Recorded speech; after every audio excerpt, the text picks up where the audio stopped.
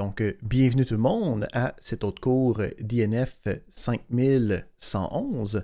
On reprend après notre semaine de relâche. Donc, un petit rappel, les différentes notes de cours sont sur notre site de cours principal sous les notes de cours. Donc, quand on arrive sur ce genre de site-là, on peut aller dans la section à gauche habituellement. Là, mon écran est gros, c'est pour ça que ça fit de même. Mais on a la section cours où on est rendu au cours 6, okay, parce que la préparation puis l'examen, c'était pas vraiment des cours.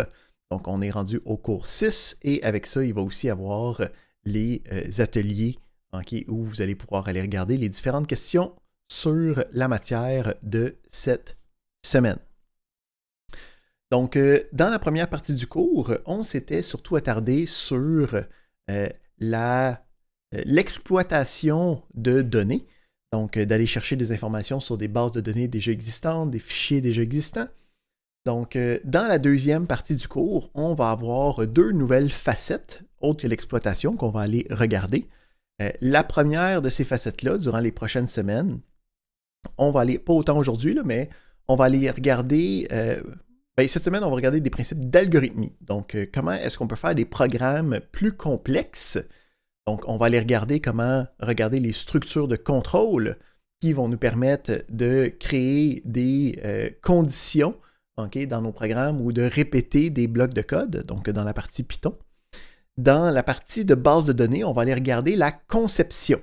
Donc, jusqu'à présent, on s'était fait donner des bases de données qui avaient déjà des tables, qui avaient déjà des colonnes, qui avaient déjà des liens ensemble.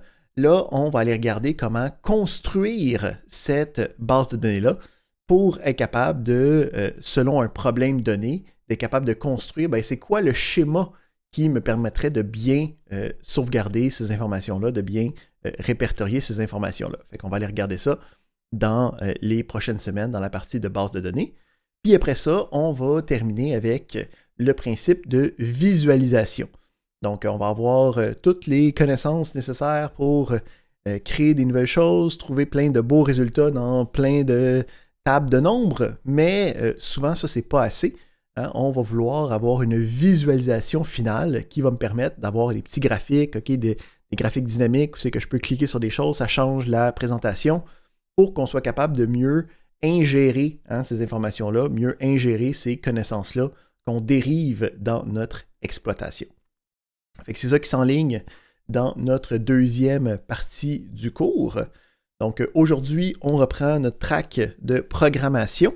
On va aller regarder les principes de structure de contrôle, puis les éléments connexes autour. Puis on va terminer avec la gestion de nouvelles informations, puis la création de nouvelles informations dans les data frames de Pandas. Fait qu'on commence, puis on se souvient, là, on est dans un environnement de programmation, on peut utiliser Google Colab qui me permet d'avoir des variables avec des opérations arithmétiques, puis d'être capable de faire de manière séquentielle en différentes instructions. Le premier coup que je pèse sur Play, ça se connecte, ça prend un ordi, puis après ça, j'ai le résultat. Donc ça, c'est des choses qu'on se remet dans le bain. On a différents opérateurs possibles quand on travaille avec des expressions. Donc, quand j'ai besoin d'écrire quelque chose puis que je veux trouver un résultat, il y a différentes opérations arithmétiques qu'on connaît, puis il y en a certaines autres qu'on ne connaît pas encore, fait que je veux faire juste un petit tour. On va voir beaucoup d'opérateurs aujourd'hui dans les expressions. Fait qu'on va commencer avec juste un petit rappel, puis aussi une expansion des opérateurs arithmétiques. Fait que les premiers opérateurs arithmétiques sont assez simples, ok? Addition, soustraction, multiplication, division, plus, moins, étoile, slash. Ça, c'est des choses que je m'attends que je n'ai pas besoin d'expliquer plus que ça. Par contre, les trois derniers sont un petit peu plus, sont moins directs, donc on va passer un petit peu de temps sur eux autres. Donc, le premier, c'est la division entière. Fait que, premièrement, on va tester avec juste la division normale. Donc, la division normale, okay, ça nous donne un nombre fractionnaire quand on n'a pas un diviseur en tant que dénominateur. La division entière, elle, okay, donc, qui utilise le double slash, change un peu la donne de la division. Donc, son principe, c'est que c'est quand même la division de deux nombres, mais on va garder seulement la partie entière. Donc, ça veut dire que toute la partie fractionnaire va être tronquée. Donc, il faut faire attention, c'est pas d'arrondir le nombre, hein, c'est vraiment juste de couper puis de garder ça de côté. Donc, ici, si on reprend notre même opération, ça va être 5 divisions entières de 3. Bien là, à ce moment-là, le point 66666, il est juste mis de côté, puis il nous reste seulement 1. OK, fait que même si je mets des valeurs plus grandes, OK, c'est juste la partie entière qui est là. Le point quelque chose, il n'est pas disponible à l'intérieur. Je ne sais pas si le divisé par 3 de celui-là, ça donnerait quelque chose de pile dessus. Bon, OK. 7. Et que là, c'est encore une division. Et là, ici, on a la division entière qui reste. Donc, le double slash me permet d'avoir une division entière. C'est utile quand je veux juste sauver ce nombre-là. Je n'ai pas besoin de faire d'autres calculs. C'est un opérateur qui est assez direct. On va sauter le module. On va tout de suite passer à la puissance parce que c'en est un autre qui est quand même assez trivial d'explication. Donc, le principe de dire 2 à la 4 ou 5 à la 12. Donc, souvent, c'est un petit chapeau dans certains, comme dans Excel ou des choses comme ça. En Python, c'est le double étoile, okay, qui représente la puissance. Donc, 3 à la 4, 3 fois 3 fois 3 fois 3, c'est représenté par le double étoile. Donc, il nous reste un dernier opérateur arithmétique qui est le plus intéressant parce que c'est sûrement celui que vous n'avez possiblement jamais encore vu, qui est le modulo. Donc, le principe du modulo, c'est d'être capable de trouver le restant de la division. Qu'est-ce que ça implique, le restant de la division? Allons l'essayer. Donc, si je fais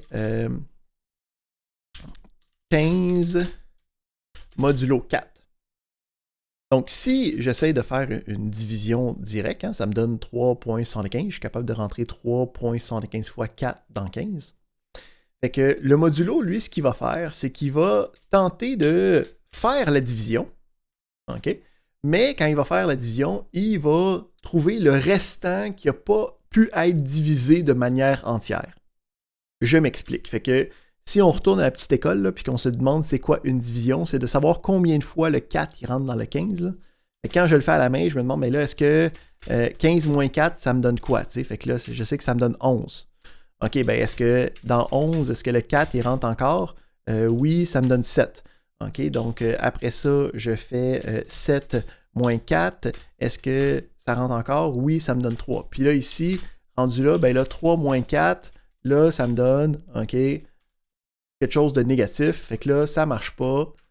Fait que c'est ici que je sais que c'est, OK, 3. Puis après ça, ici, il y a la fraction, blablabla. Mais le modulo, lui, en fait, il va s'arrêter à cette étape-ci. Donc, le principe, c'est qu'il va essayer de faire la division comme manuellement, là, en soustrayant autant de fois en restant non négatif. Puis, ce qui nous reste, ben, ça va être ça, le modulo du nombre.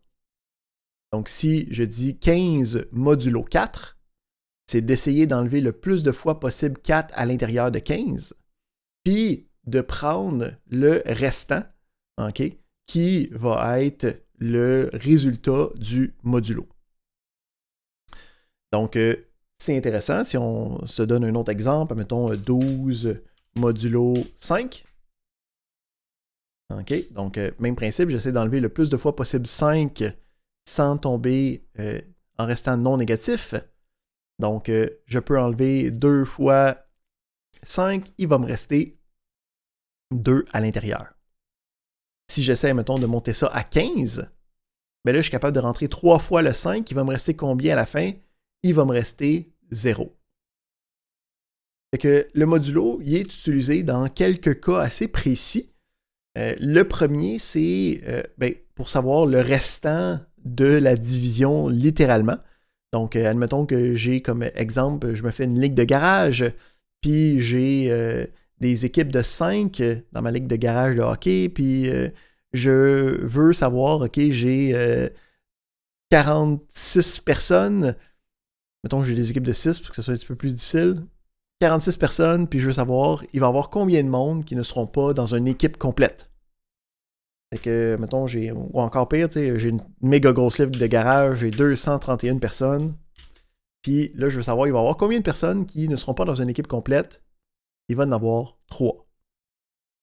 Okay, donc le modulo me permet de trouver le restant qui n'était pas dans la partie de la division entière. Des fois, ça peut être intéressant. Une deuxième application du modulo, c'est par rapport à des diviseurs d'un nombre.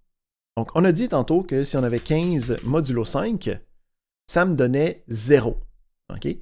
Donc, le principe ici, c'est que pourquoi est-ce que ça me donne 0? C'est parce que quand je fais le test, je fais 15 moins 5, puis là, ça me donne 10, fait que je peux faire 10 moins 5, puis là, ça me donne 5, puis là, je peux faire 5 moins 5, puis là, ça me donne 0, puis là, si je veux faire une autre fois, je tombe dans le négatif, fait que j'arrête là, ça me donne 0. Mais la caractéristique qui existe entre ces deux nombres-là, c'est que 5, c'est un diviseur de 15. Fait qu'en fait, si je prends n'importe quel nombre qui est divisible par 5, le résultat du modulo va toujours me donner 0. Donc ça, on va pouvoir l'utiliser comme un test de divisabilité. C'est pas un mot divisabilité, mais on est capable de trouver si un nombre est un diviseur d'un autre en regardant si le modulo de ce nombre-là me donne 0. Donc on est capable de faire ça avec les modulos par rapport aux diviseurs de nombres. Il existe une dernière caractéristique intéressante avec un diviseur particulier qui est la division par 2. Donc, la division par 2, qu'est-ce qui est intéressant, c'est que, mettons que je commence, là, puis j'ai 5 modulo 2, pardon, pas division par 2. Donc, 5 modulo 2, ça va me donner combien? J'essaie d'enlever le plus de fois possible 2 en restant non négatif, ça va me donner 1. Puis là, si j'ai 6, ça va me donner 0. Si j'ai 7, ça va me donner 1. Si j'ai 8, ça va me donner 0. Les deux seuls choix possibles, c'est soit 0 ou 1. Fait que là, qu'est-ce qui se passe avec ça? C'est que le modulo 2 me donne une information intéressante sur la parité du nombre. La parité, c'est est-ce que le nombre est pair ou impair. Donc, quand je teste avec le modulo 2, je peux savoir si le nombre est pair si le modulo 2 me donne 0, puis je peux savoir que le nombre est impair si le nombre modulo 2 me donne 1. Donc ça, c'est une manière informatique de détecter ça de manière facile et conviviale. Et ça, c'était nos différents opérateurs arithmétiques. Donc, la majorité, on les connaissait déjà. Il y en a certains qu'on s'ajoute. Ça permet de prendre des nombres puis de trouver des nombres. On va rajouter différents opérateurs aujourd'hui. Donc, on va commencer avec des nouveaux opérateurs qui s'appellent les opérateurs relationnels. Donc, le but des opérateurs relationnels, c'est de faire des comparaisons entre des nombres. Donc, c'est des opérateurs qu'on connaît déjà, ok? Donc, on les a déjà vus en mathématiques, c'est juste qu'on ne les a pas vus en tant qu'opérateurs, qui me donnent une réponse spécifique. Donc, les opérateurs relationnels, c'est des choses comme plus petit ou égal, plus grand ou égal. Mais qu'est-ce qui est intéressant, c'est que quand je fais quelque chose comme 45, est-ce que c'est plus grand que 50? Puis que j'affiche le résultat de ça, ça va me donner un résultat logique ou un résultat booléen. Donc, je suis capable de savoir est-ce que ça, c'est vrai ou c'est faux. Là, évidemment, le principe derrière, c'est que ça peut très bien être une variable, le x, ou en tout cas un des deux côtés de l'opération, pour que ça soit plus dynamique, que ça vienne d'une saisie, que ça vienne d'une base de données, que ça vienne d'une source d'information. Donc, n'importe quoi peut être mis là puis dire je veux savoir si c'est plus grand que telle chose, si c'est plus petit ou égal, puis le résultat va me donner quelque chose qui est vrai ou faux. C'est quoi les différents opérateurs relationnels possibles? Donc, plus petit ou égal, plus grand ou égal. Puis là, on a quelques problématiques parce que pour l'égalité, on pourrait penser, on va utiliser le égal, mais là, on a un problème parce que le égal, on l'utilise déjà pour l'assignation. On a déjà une instruction qui utilise ce symbole-là. Fait que, on s'est dit, OK, pas de problème, on va en utiliser un autre à la place. On va utiliser le double égal. Donc, pour faire une comparaison d'égalité, ce qu'on va utiliser, c'est le double égal. C'est que là, je peux tester, est-ce que 50, c'est égal à 50, puis ça me donne un résultat qui est vrai. Donc, on a l'égalité avec le double égal, à ne pas se confondre avec le simple égal qui est une assignation. Puis, on en a un autre qui est plus avec l'informatique, donc le différent de ou l'inégalité. Okay? Donc, en mathématiques, c'est comme le égal avec une barre au travers, mais là, ce symbole-là, on ne l'a comme pas sur notre clavier. Fait qu'il fallait utiliser autre chose. Fait qu'on a utilisé le point d'exclamation suivi du égal. Donc, le point d'exclamation suivi du égal, c'est l'inverse de l'égalité, c'est l'inégalité ou que c'est différent de quelque chose. Donc, on a ce principe-là où on peut tester des comparaisons. Puis là, ça devient intéressant parce qu'on rajoute des opérateurs dans notre liste d'opérations possibles. Puis, si on rajoute des opérateurs dans notre liste d'opérations possibles, il faut comme se demander où ça va apparaître dans la liste de priorités. Donc, tu sais, on a des parenthèses, on a les additions, on a les multiplications, puis comme c'est lequel qu'on fait, dans quel ordre. Donc, quand on travaille avec des opérateurs relationnels, donc nos nouveaux opérateurs, plus petit, plus grand, égal, double égal, pardon, ils vont venir à la toute fin des priorités. Donc, qu'est-ce que ça veut dire, ça? Ça veut dire que si j'écris quelque chose comme ça,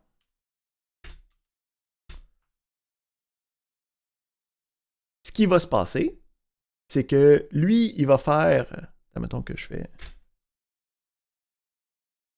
chose de même. Donc, en ayant des opérations arithmétiques, il va faire toutes les opérations arithmétiques en premier. Puis, une fois que les opérations arithmétiques vont être faites, il va prendre les deux réponses qui vont avoir été générées. Puis, après ça, il va faire la comparaison avec l'opérateur relationnel. Dans ce cas-ci, ça me redonne true parce que ça me donne 5 plus 50, ça me donne 55, puis 50 plus 10 moins 5, ça me donne 55 aussi. Donc, ici, il faut comprendre que nos opérateurs relationnels arrivent dans notre priorité d'opération mathématique et viennent se placer à la fin de toutes nos priorités d'opération. Avec ça, on a maintenant assez d'outils pour regarder notre première structure de contrôle, qui est la conditionnelle. Donc, la conditionnelle, c'est qu'on appelle plus communément le if ou le si.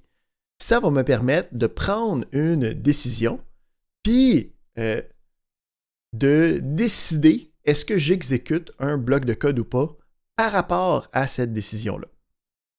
Donc, le but de la conditionnelle, ça va être de exécuter un bloc de code ou pas. Puis ça, c'est quelque chose de nouveau, là, parce que jusqu'à présent, quand on écrivait nos différentes instructions, c'était purement des programmes procédurales. On partait du début, puis on allait exécuter chacune des instructions qui étaient disponibles dans cette liste-là. On n'avait pas de choix, on n'avait pas d'option. Là, avec les structures de contrôle, ça va me permettre de contrôler le flux des instructions. Et capable de ne pas avoir un flux complètement procédural. On va aller regarder comment est-ce qu'on écrit ça pour être capable de voir comment ça fonctionne.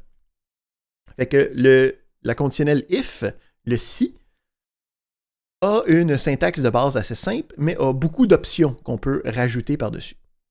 Fait que la syntaxe de base est la suivante. On commence avec un mot-clé. Okay? Fait que le mot-clé, c'est le if. On voit que quand on l'écrit, notre environnement il est comme conscient de ça, là, puis il l'affiche dans une autre couleur.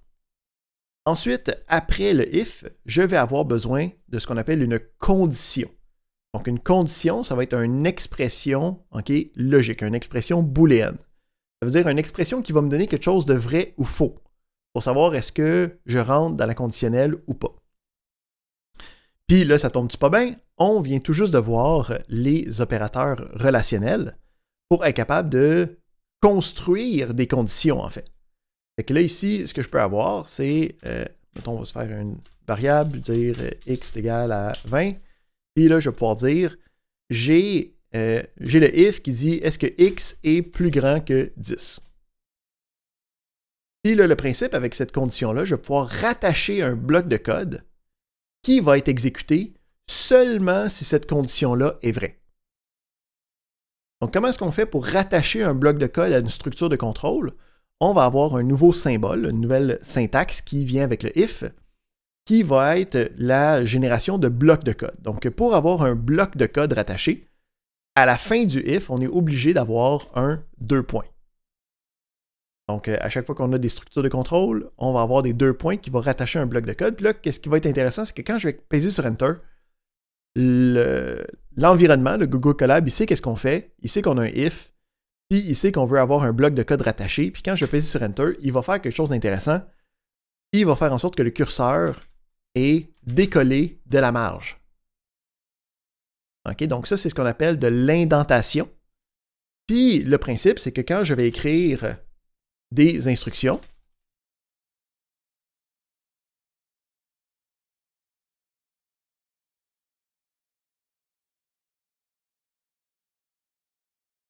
tant que je reste indenté d'un niveau, ça va faire partie d'un bloc qui est rattaché au if. Fait que là, le principe, c'est que si je veux avoir d'autres instructions par la suite, je vais devoir revenir sur le rebord pour être capable d'avoir des instructions qui se passent après ce bloc-là. Ici, je rajoute une ligne vide pour faire de la meilleure présentation, là, mais c'est l'indentation qui change tout. Fait que là, si j'essaie d'exécuter ça,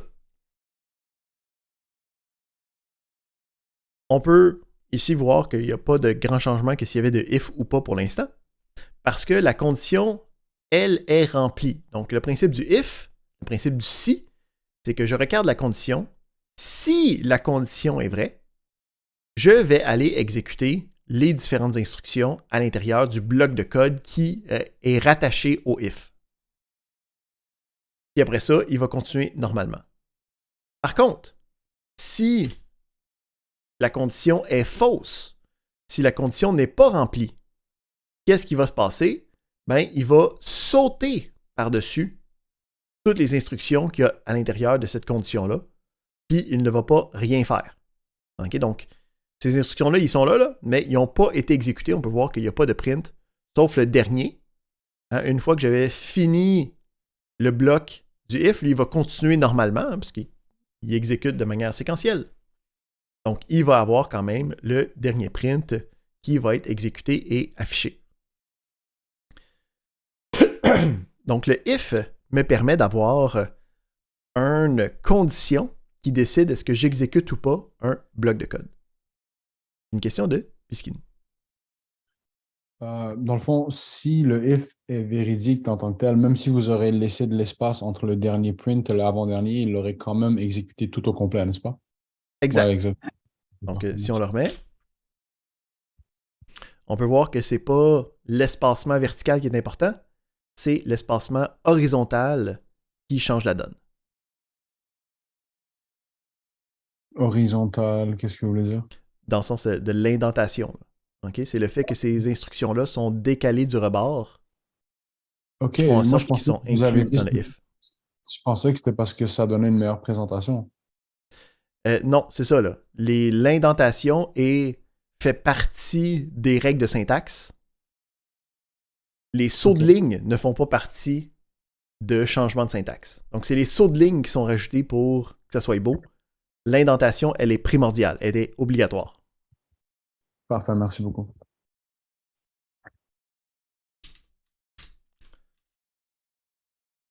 Donc, comme j'ai dit ici, j'ai rajouté un saut de ligne. Ça, c'est peut-être pour que ça soit beau, mais l'indentation, elle, c'est ça qui fait que ça rattache ça à notre conditionnel. Parfait, merci. Donc, ça, c'est le if de base qui me permet d'avoir une condition, puis de sauter ou pas par-dessus un bloc de code si la condition est remplie. Qu'est-ce qui est intéressant, c'est qu'il y a des options qu'on peut rajouter à ce if-là, dépendamment de ce qu'on a besoin. Mais avant de regarder ça, j'ai une question de Imen. En fait, j'ai pas bien compris si x égale à 5 et on exécute l'opération. J'ai pas compris cette étape. Donc, ici, qu'est-ce qui se passe? C'est que le x est égal à 5. Puis là, quand il va venir regarder la condition va être fausse. Hein, parce qu'à ce point-là, il va faire est-ce que 5 c'est plus grand que 10? Ça va être considéré comme faux. Et quand la conditionnelle est fausse, qu'est-ce qu'il va faire? Il va sauter par-dessus les instructions du if. Il ne les fera pas. Donc ici, on peut voir que dans notre résultat, ces prints-là n'ont pas été activés. Là. Oui, mais pourquoi juste après le if, il l'exécute? Parce qu'on a sauté de ligne ou... Non, c'est parce que l'indentation a été retirée. Donc, c'est l'indentation qui décide, donc l'espacement horizontal à partir de la marge qui change tout. Là. D'accord, merci. Tu comprends? C'est bizarre que de la présentation fasse partie des règles. C'est quelque chose de weird de Python. Là. D'accord, merci. Donc, c'est vraiment ces indentations-là qui gèrent qu'est-ce qui fait partie du if et qu'est-ce qui est la continuation du programme après cette conditionnelle-là. Donc, c'est quelque chose qui va revenir souvent les blocs de code. Là, fait que c'est pour ça que toutes les questions sont bonnes pour être certain qu'on comprenne bien qu'est-ce qui se passe. Donc, après qu'on aille un 2 points, les lignes subséquentes sont décalées de la marge. Puis ça fait en sorte qu'ils sont rattachés comme étant un bloc de code qui fait partie, qui vient avec cet élément-là. Donc, en ce moment, les deux prints font partie du if. Le troisième print ne fait pas partie du if parce qu'il n'y a plus d'indentation rendue à ce point-là. Il n'y a plus de décalement de la marge. Il n'y a plus de déplacement horizontal. Il n'y a pas d'espace au début de la ligne. Donc, quand j'ai utilisé tous les synonymes que je pouvais avoir. Fait que le if, c'est bien. Ça va bien. Mais il y a des options dépendamment de qu'est-ce qu'on a besoin, dépendamment de qu'est-ce qu'on veut faire. Donc, la première option qu'on va aller regarder, ça va être le sinon. Donc, le principe, c'est qu'on a un si quelque chose fait ça, puis en ce moment, si ça ne marche pas, il va juste rien faire. Mais je peux avoir comme volonté de vouloir faire quelque chose d'alternatif. Donc, si c'est plus grand que 10, fais ça. Mais si c'est pas plus grand que 10, fais autre chose de spécifique. Donc, on va rajouter avec aucune indentation, donc ça fait partie de la même structure que le if, le mot-clé else, donc le sinon. Puis on peut voir qu'on rajoute un autre 2 points. Fait que ça veut dire que lui aussi va avoir un bloc de code rattaché.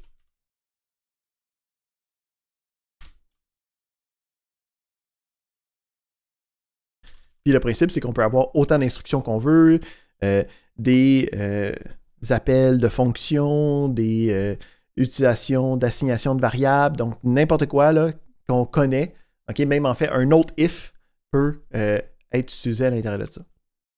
Fait que là, ici, si j'exécute celui-là ici, donc, qu'est-ce qui est intéressant, c'est qu'il arrive, OK, bon, il assigne la variable, il va tester la condition, puis là, la condition n'est pas bonne.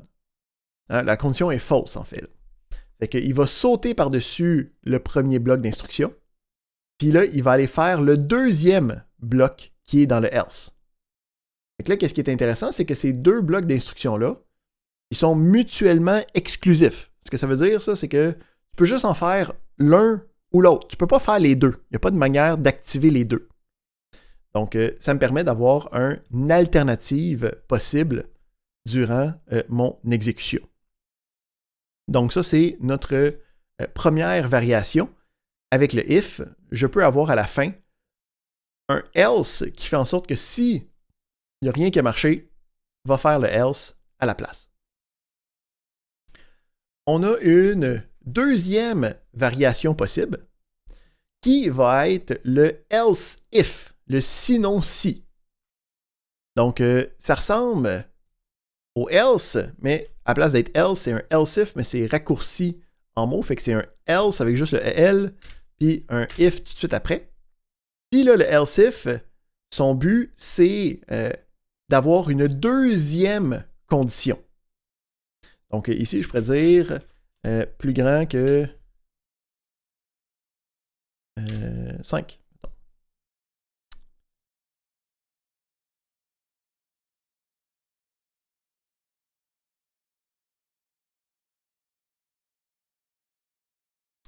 Puis là, qu'est-ce qui est intéressant, c'est que bon, si je reprends les différentes possibilités, donc si je commence, puis le résultat est vrai, encore une fois, ces éléments-là restent mutuellement exclusifs. C'est-à-dire que je teste le premier, si le premier test est vrai, il va aller faire ces instructions-là, puis là, il va sauter par-dessus tout le reste, puis il va venir continuer le programme comme à l'habituel. Par contre, si on a une variante où la première condition n'est pas remplie, la première condition est fausse, il va aller sauter par-dessus le bloc, puis il va aller tester la deuxième condition. Est-ce que le x est plus grand que 5? Ben, dans mon cas, je l'ai mis à 8, donc ça, c'est plus grand que 5. Fait que là, il va aller exécuter ce bloc qui est rattaché là. Là, qu'est-ce qui est intéressant aussi avec le else if, c'est que on peut avoir le cas où le premier ne fonctionne pas, il va aller tester le deuxième, il ne fonctionne pas. Qu'est-ce qui se passe? Il va en tester aucun. Fait que le else if aussi, qu'est-ce qui est intéressant avec, c'est qu'on peut l'avoir plusieurs fois, un après l'autre. Fait que ici, si c'est plus grand que 10, fait que je me mets à 15, je peux voir que je suis dans le premier if. Si je descends, le premier ne marche pas, ben, il va aller faire le deuxième. OK, il va le tester. Puisque ça marche, il va aller le faire. Et si j'essaie le premier, ça marche pas. J'essaie le deuxième, ça marche pas. Là, je peux essayer le troisième. Là, ça fonctionne. Puis là, je rentre dans celui-là. Encore une fois, chacun des blocs de code est mutuellement exclusif. Qu'est-ce qui est possible avec le if? C'est de mélanger ces deux options. Donc, on a le if, lui est obligatoire. On vient d'avoir l'option du else if, mais on a aussi l'option du else. Donc, après le if, on peut avoir de 0 à une infinité de else if. Puis, après les else if, je peux avoir facultativement un else. Donc, le principe du else, c'est s'il n'y a rien qui a marché,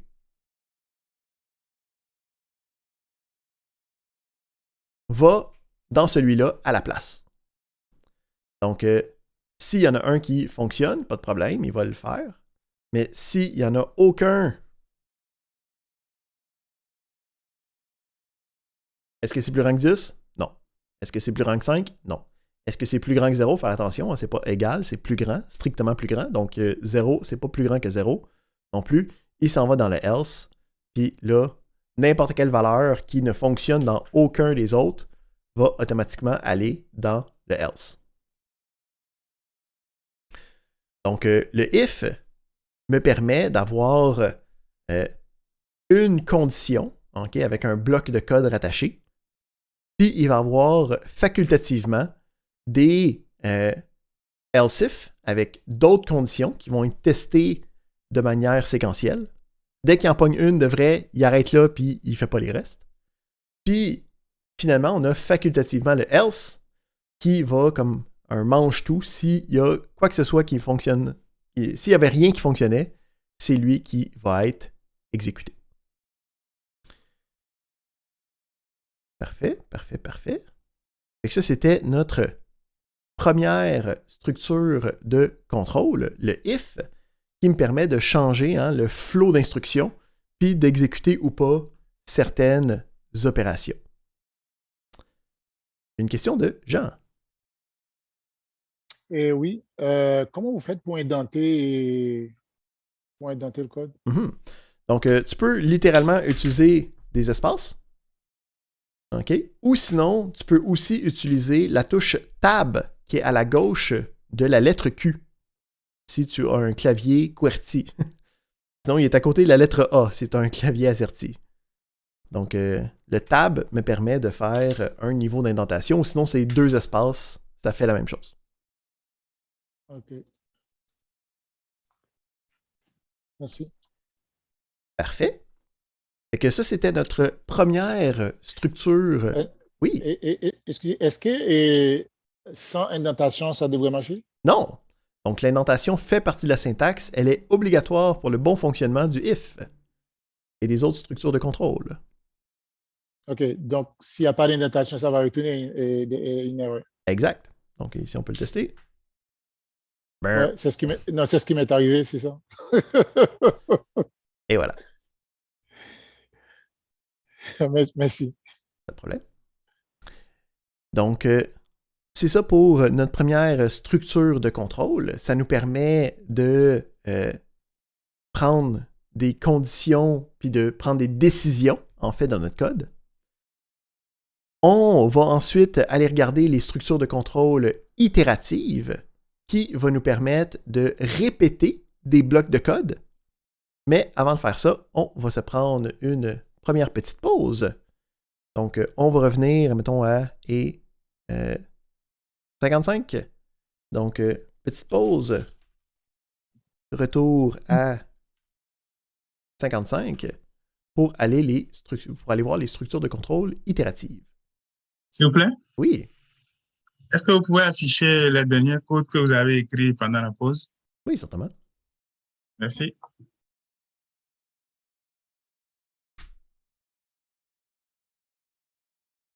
Donc, on s'était laissé avec notre première structure de contrôle, la conditionnelle if, qui me permettait de prendre des instructions et d'être capable de sauter par-dessus, dépendamment d'une condition. La deuxième structure de contrôle qu'on va voir aujourd'hui, ça va être la structure de contrôle itérative, ou qu'on appelle plus communément la boucle.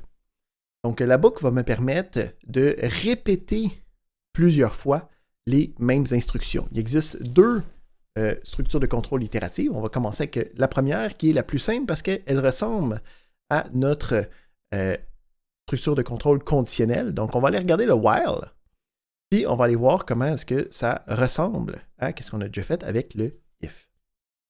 Fait qu'on va commencer, on va se mettre une petite valeur quelconque, puis on va dire while. Donc, encore une fois, la syntaxe commence avec un mot-clé. Il est détecté, on voit qu'il est dans une autre couleur.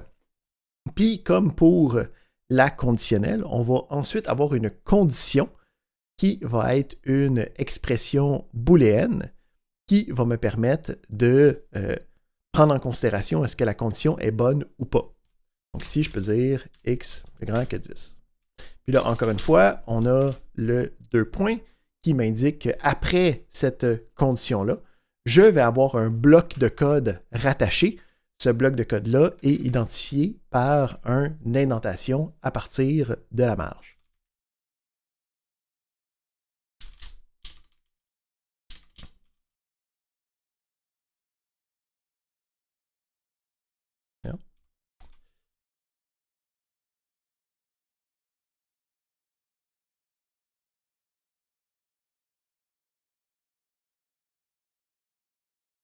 Donc, dans le même principe, on a une condition, on a des instructions qui vont être regroupées tant que je suis avec un niveau d'indentation.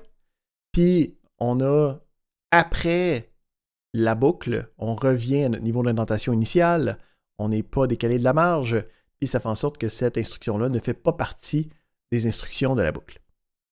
Donc, comment fonctionne le while? Ça ressemble très sensiblement au if, à notre conditionnel si. Donc, quand on arrive là, on va tester la condition. OK, fait que mettons ici, on va mettre ça à 15. Donc, si la condition est vraie, on va aller regarder les différentes instructions. Mais là, qu'est-ce qui est intéressant avec ça? C'est que une fois que j'ai fini les instructions, je vais revenir puis retester la condition de nouveau. Puis, tant que la condition est vraie, puis c'est de là que vient le mot-clé while, hein, en anglais, while, c'est tant que. Donc, tant que la condition est vraie, je vais répéter les instructions qui existent dans mon bloc d'instructions. Fait que si j'essaye ce bloc de code-là, on va avoir quelque chose d'intéressant qui se passe, où, OK, ça s'exécute, là, puis ça scroll, là, OK? Ça monte, ça monte, ça monte, ça monte, ça monte. Pourquoi? Parce que, ici, je vais remonter parce que là, il y en a pas mal qui montent, puis je vais l'arrêter, là, parce que là, en fait, qu'est-ce qui est arrivé, c'est avec le fait que notre condition ne changeait pas entre les itérations, hein, puis elle n'avait pas le moyen de changer. Et qu'est-ce qui arrive? C'est qu'on a une boucle infinie d'instructions en ce moment. Donc, le programme ne va jamais s'arrêter, va toujours tester la condition est bonne, j'exécute, je remonte, la condition est bonne, j'exécute, je remonte, et ainsi de suite, ad vitam aeternam. Donc, si je veux avoir, puis une des choses à faire attention avec le while, c'est de faire en sorte que la condition va pouvoir être brisée à un moment donné, d'une manière quelconque. Fait que ce qu'on peut faire, nous, c'est de faire un affichage, mettons, de X, puis après ça, de faire ce qu'on appelle une incrémentation de X. Donc, je vais prendre la valeur de X courante, je vais l'additionner de 1, puis je vais écraser l'ancienne valeur de X avec la nouvelle valeur qui va être incrémentée de 1 à chaque fois. Fait que là, qu'est-ce qui va se passer avec ça? Il faudrait que, en fait, je descende 1 plutôt.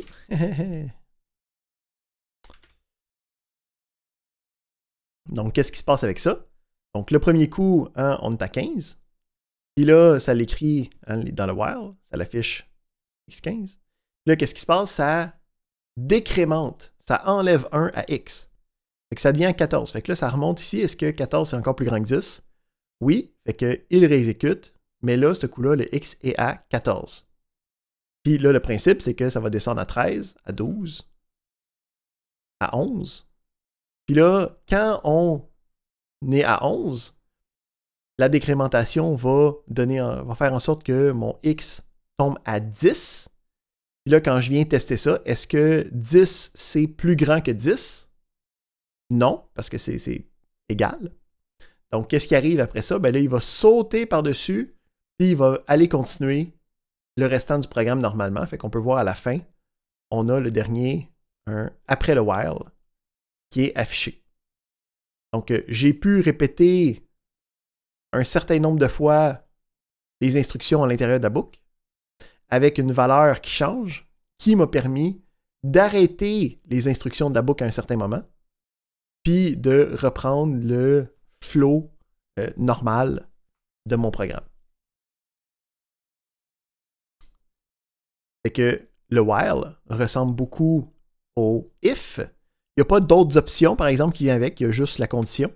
Mais c'est une structure itérative, c'est une boucle qui me permet de répéter des instructions tant et aussi longtemps que la condition reste bonne. Gardons quelques petits exemples qui vont nous permettre de voir comment est-ce qu'on peut faire et utiliser le while pour des choses intéressantes. Fait que on a une première petite question qui demande de saisir un nombre. Okay, donc ça, c'est quelque chose qu'on a vu auparavant. Donc, on peut utiliser la fonction input, sachant que input génère des chaînes de caractères, puis que nous, on veut un nombre. On peut utiliser la fonction de conversion int pour être capable de faire cette traduction-là. Donc, ça nous donne la valeur de saisie. Puis, on dit, je veux que ça recommence la saisie tant que le nombre saisi n'est pas 0. Donc ça vient retravailler un peu ce qu'on a vu. Déjà là, quand on a le tant que dans la question, là, ça sonne comme un while. Puis n'est pas 0, hein, donc qui est différent de 0. On se souvient de nos opérateurs de comparaison. On en avait un qui était le différent de. Fait que si on regarde, on a le while.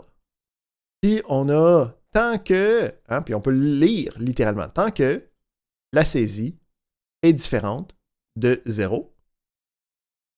qu'est-ce qui se passe? Qu'est-ce qui se rattache à ce while-là? J'ai une nouvelle saisie qui se fait. Je peux voir ici, je vais changer la valeur de saisie, ce qui va me permettre à un moment donné que la saisie soit 0, puis qu'on arrête la boucle. Donc ici, il faut comprendre que le while, c'est tant que la condition est vraie. Donc tant que c'est différent de 0, je veux recommencer, je veux boucler sur cette instruction-là. Puis une fois qu'on a réussi à terminer, on a juste la fin du programme. Là, qu'est-ce qui est intéressant aussi, c'est qu'on a une première saisie dans notre petit exemple. Pour bien comprendre qu'est-ce qui se passe, on va regarder qu'est-ce qui arrive si j'essaie de juste prendre la partie avec le while.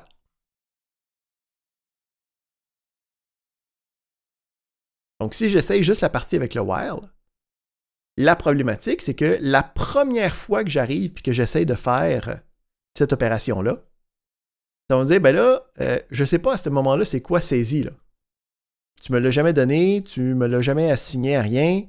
Fait que je ne peux pas déterminer si c'est différent de 0. Donc, on peut voir ici, le nom saisi n'est pas défini. C'est ça la problématique. C'est pour ça que dans notre exemple, on se donne une première opération avant le début de la boucle qui va juste faire une première saisie pour qu'on ait une première version du nombre. Donc, quand j'exécute ça, ça me demande de faire un nombre, puis là, je rentre un nombre, puis tant que je rentre des nombres qui ne sont pas 0, je continue, mais dès que je rentre 0, c'est la fin de la boucle, puis ça continue. Là, ici, pour avoir d'autres éléments, d'autres choses qui travaillent avec ça, c'est la fin du programme. On est aussi capable de faire des calculs un petit peu plus mathématiques avec les boucles. Donc, on a un deuxième exemple qui nous demande de saisir les nombres, puis qui va calculer la somme des nombres de 1 jusqu'à n. Avec le principe ici de somme cumulative d'un nombre 1 jusqu'à n, l'idée c'est que, mettons que je te dis 5, ça va être 1 plus 2 plus 3 plus 4 plus 5. OK, c'est ça le principe. Donc, comment est-ce que je fais pour avoir ça dans mon programme? Le principe, c'est que je vais avoir quelque chose de dynamique. Donc, j'ai premièrement une saisie de ma valeur de n. Puis là, il va falloir que je répète l'addition, que je répète l'instruction d'addition à chaque fois que j'ai besoin de travailler avec, de répéter autant de fois l'addition que j'ai mis de n. Pour répéter une instruction, c'est là que la boucle vient nous servir puis est vraiment intéressante. Donc, dans ces cas-là, on va dire qu'est-ce qu'on veut faire ici, c'est avoir quelque chose qui fait plus 1, plus 2, plus 3, plus 4. Fait qu'on se fait une somme qui commence à 0. Puis le principe, c'est qu'à chaque itération de la boucle, donc ici on a la boucle, puis là, ça c'est ce qui va se faire plusieurs fois, je vais avoir la somme qui se fait additionner d'un compteur.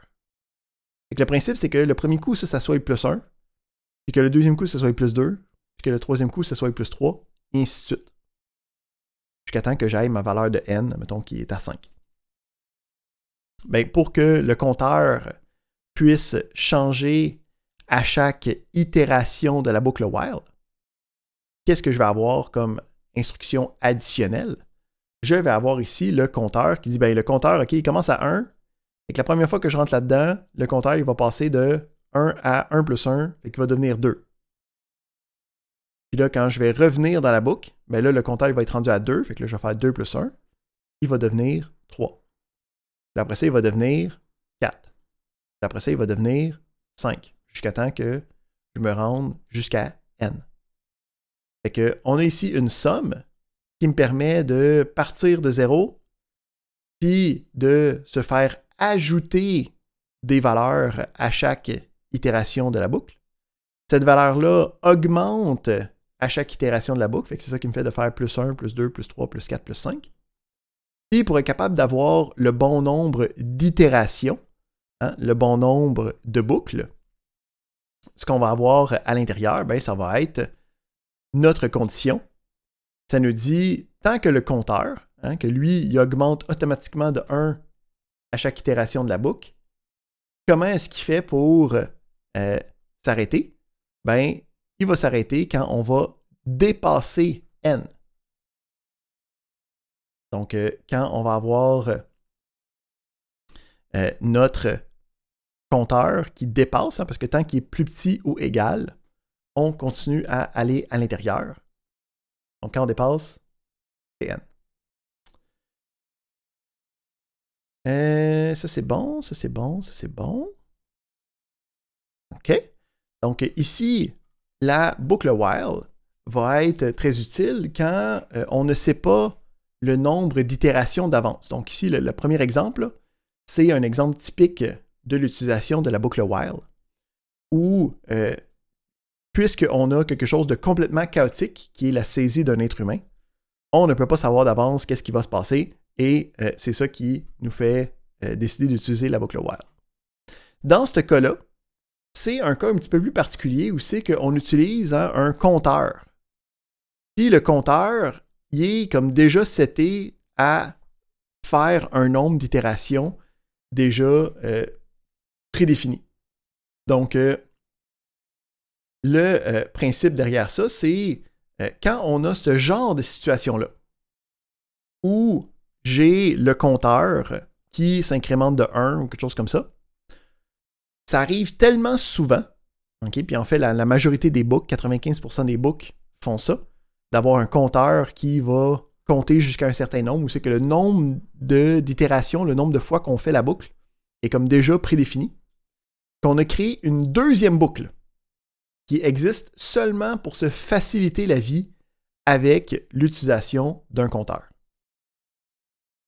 Donc, on va aller regarder l'autre type de boucle, qui est la boucle for, qui va me permettre d'utiliser un compteur à même la configuration de la boucle. Donc, on a une première structure de contrôle itérative qui est le while, puis on a une deuxième structure de contrôle itérative qui est le for. Donc, dès qu'on sait ou qu'on est capable de calculer ou qu'on est capable de savoir d'avance, il va y avoir combien d'itérations, on va utiliser la boucle for. Parce que la boucle for va gérer un compteur à même sa configuration de la boucle. Donc, comment est-ce que ça fonctionne? On va aller voir ça.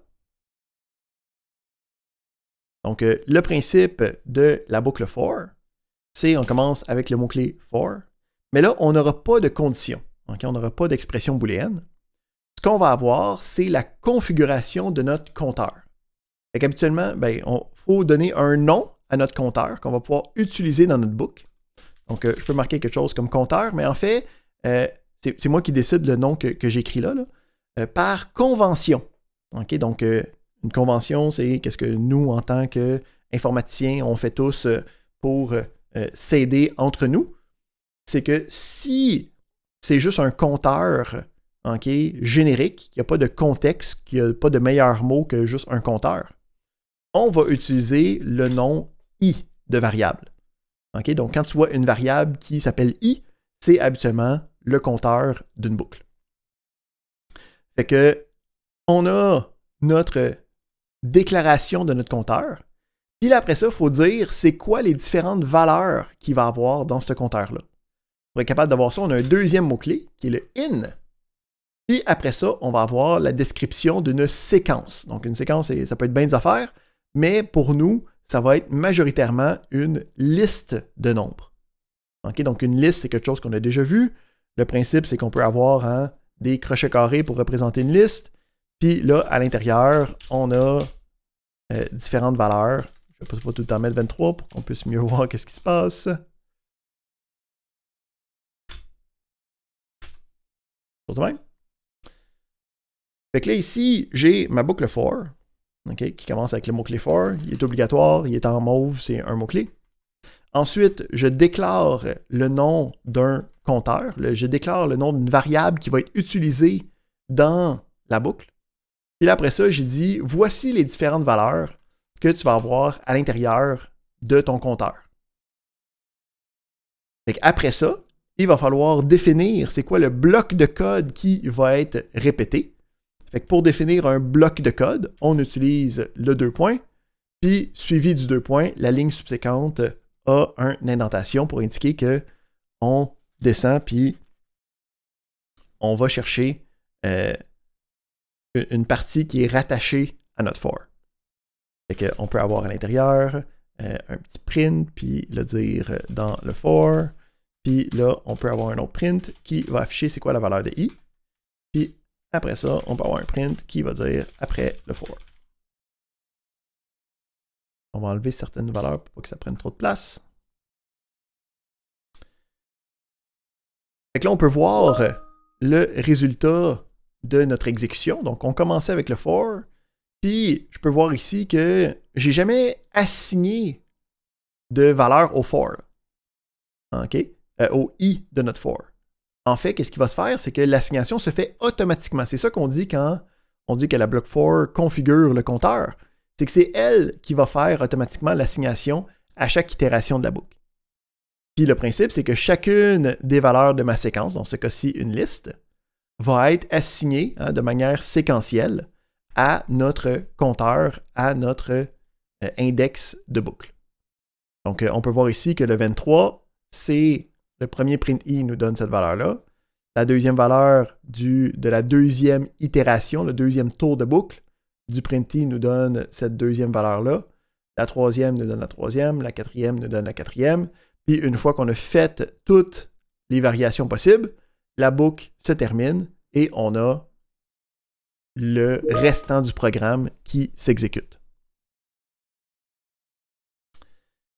Point intéressant quand on travaille avec les boucles et des listes.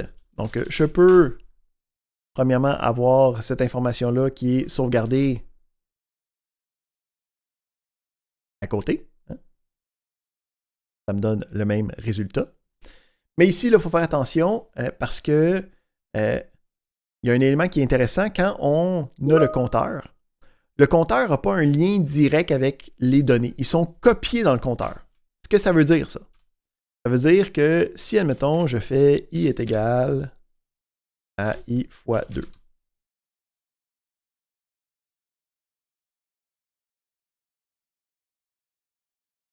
Fait que si je regarde ici, à chaque élément, avant de l'afficher, je le multiplie par 2. Fait que c'est pas 23, c'est 46.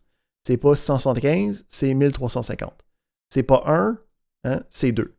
Donc je peux voir ici que je change la valeur de i à chaque itération avant de regarder puis de voir c'est quoi la valeur. Comme ça, je peux bien voir que c'est bien i qui a été modifié. Mais si je descends à la fin complètement, puis je regarde après le for, la liste originale n'a pas été modifiée. OK? Donc, un élément auquel il faut faire attention, c'est que quand on travaille avec notre compteur, le compteur est indépendant de la liste. Donc, les valeurs sont copiées dedans, mais si tu changes le compteur, ça n'aura pas d'impact sur les valeurs à l'intérieur de la liste. On a aussi un autre cas typique quand je veux avoir un nombre d'itérations. Donc, là, ici, j'ai créé manuellement les différentes valeurs, puis ça m'a fait en sorte qu'il y avait 4 itérations, puisque j'ai mis 4 valeurs à l'intérieur. Souvent, je veux juste dire, voici le nombre d'itérations que je veux que tu fasses. OK? Donc, maintenant, on va dire que je veux qu'il y ait 7 itérations. Donc là, j'ai for i, puis là, in, puis là, qu'est-ce que je mets là-dedans pour que ça soit le bon nombre d'itérations?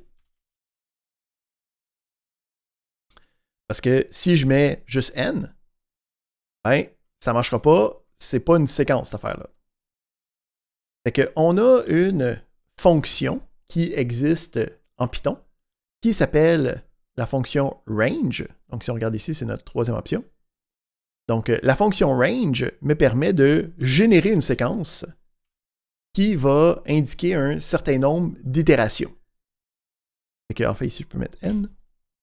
Et que là, le principe, c'est que je dis, il va avoir 7 itérations à notre boucle. Si je regarde la valeur de i, j'ai effectivement 1, 2, 3, 4, 5, 6, 7. mais il faut faire attention parce que quand on commence à compter en informatique, comme on a vu avec les tableaux, puis les indices des tableaux, le premier est compté comme étant 0. Fait que j'en ai 7, mais je commence à compter à 0. En fait, le range a quelques variations possibles. Donc, on peut avoir le range directement avec une valeur qui commence à 0 puis qui va s'arrêter juste avant la fin. Mais le principe, c'est que je peux avoir aussi différentes variations de range.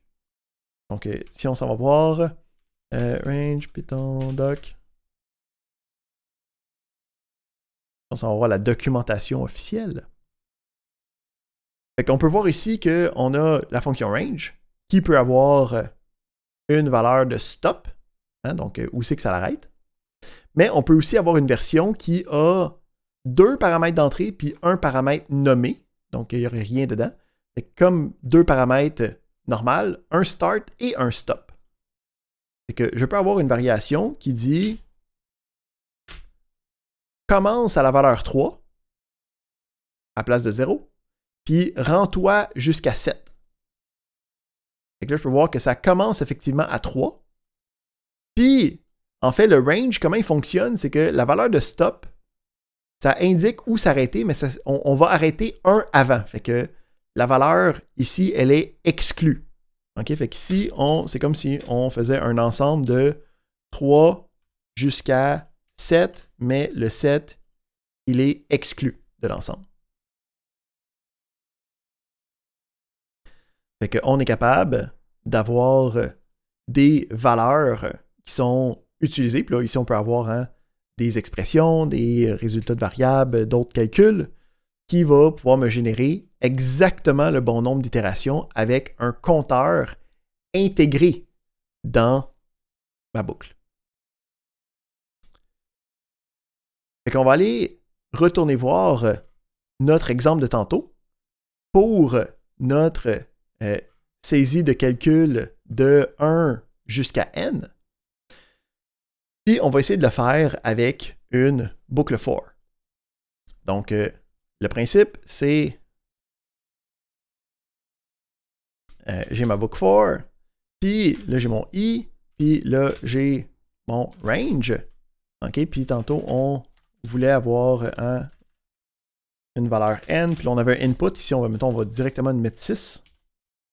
Là, si on commence pour voir comment gérer ça, là, le principe, c'est que moi, je vais vouloir faire plus 1, plus 2, plus 3, plus 4, plus 5, plus 6. Il faut que mon compteur se rende de 1 jusqu'à 6. Là, en ce moment, juste en mettant la valeur directe, ça ne fonctionne pas. Hein? On a de 0 jusqu'à 5. Fait que, il y a différentes manières de faire les choses. On pourrait utiliser nos connaissances qu'on peut augmenter de 1, hein? Puis ça va aller de 1 jusqu'à 6. Ou sinon, on peut aussi utiliser nos connaissances du range pour dire je veux aller de 1 jusqu'à n. Fait que là, au moins, il va commencer à 1, mais là, il s'arrête 1 trop tôt. Fait que je peux le décaler de 1 pour faire en sorte qu'il va de 1 jusqu'à 6.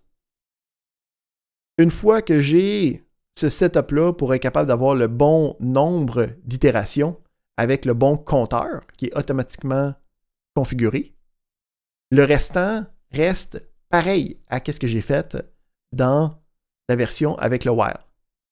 Donc, j'ai une somme initiale, puis cette somme-là, j'ajoute un compteur, okay, que là, ici, j'ai marqué compteur pour garder la même forme comparative avec le while, mais on pourrait utiliser i à la place. Fait que là, le principe, c'est que ça va être plus 1 le premier coup, plus 2, plus 3, plus 4, plus 5, jusqu'à temps que j'arrive jusqu'à n automatiquement, parce que c'est ça qui a été configuré dans notre compteur. Si on prend ce même principe-là, puis qu'on l'applique avec des conditionnels en plus, fait que je reprends la même problématique, mais là, à la place de dire que je compte des nombres de 1 à n, je veux prendre les nombres pairs de 1 à n seulement. Donc, comment je fais pour prendre cette configuration-là, puis être capable de modifier ça pour seulement avoir les nombres de 1 à n, ben, on va vouloir avoir dans notre conditionnel, avant de l'ajouter à la somme, je vais vouloir avoir une conditionnelle. Puis là, on va voir qu'on peut avoir des structures de contrôle imbriquées l'une dans l'autre. Fait qu'on a ici notre compteur qui reste le même. Mais là, avant de faire notre somme, je vais voir si le nombre est pair. Comment je fais pour savoir si le nombre est pair? Ben, on en a jasé tantôt avec nos opérateurs arithmétiques. On s'était dit, si le modulo 2 nous donne 0, c'est que c'est un nombre pair. Donc, je peux utiliser la conditionnelle qui va tester mon compteur avec modulo 2.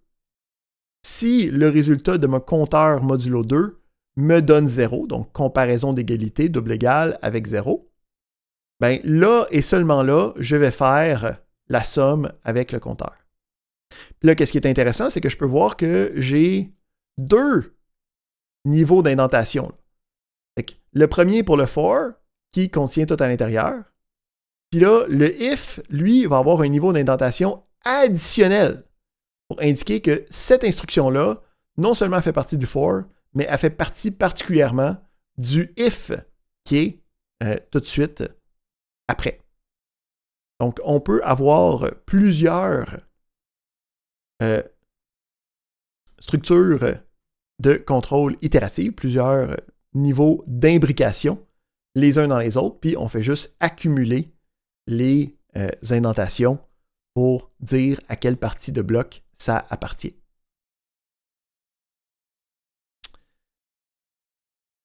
Parfait. Donc, on va aller regarder les opérateurs logiques. Mais avant ça, on va se prendre une deuxième petite pause, juste 10 minutes cette fois-ci. Et qu'on va revenir à 19h35 pour aller regarder les opérateurs logiques suivis de la gestion d'informations dans les data frames de Pandas. Donc, on se revoit dans quelques minutes. Mon Siri, tu connais rien. Donc, on s'était laissé avec les boucles for, qui étaient les dernières structures de contrôle qu'on voulait voir aujourd'hui, qui nous permettaient de répéter plusieurs instructions. On avait vu aussi les boucles while, qui me permettaient d'avoir une condition avec une expression booléenne, une expression logique, et les structures de contrôle conditionnel, donc avec le if, qui avait aussi besoin d'une expression logique.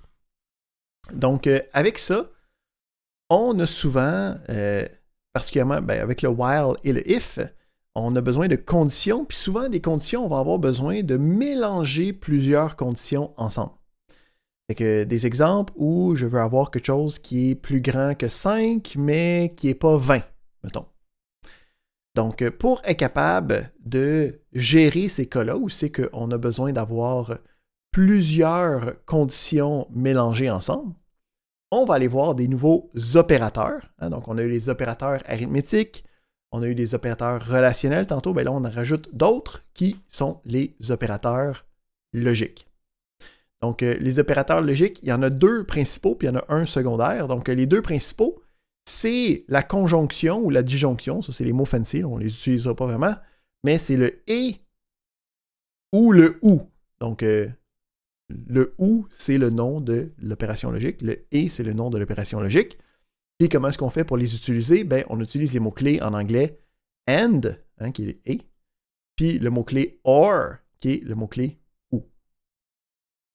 Fait que, qu'est-ce qui est intéressant avec ces opérateurs logiques-là? C'est qu'il faut avoir 2 opérandes, donc à gauche et à droite de cet opérateur-là. À la place d'avoir des valeurs numériques, il faut avoir des valeurs logiques. Fait que le principe, c'est si je fais une opération arithmétique, j'ai le plus, des deux côtés, j'ai besoin d'avoir des opérations numériques, des valeurs numériques.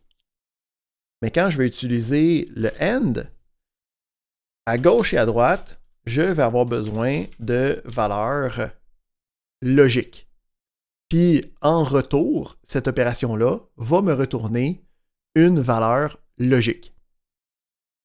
Là, qu'est-ce qui est intéressant, c'est que par le fait qu'on a deux valeurs logiques, puis là, en passant, là, je les ai marquées directement, mais ça pourrait être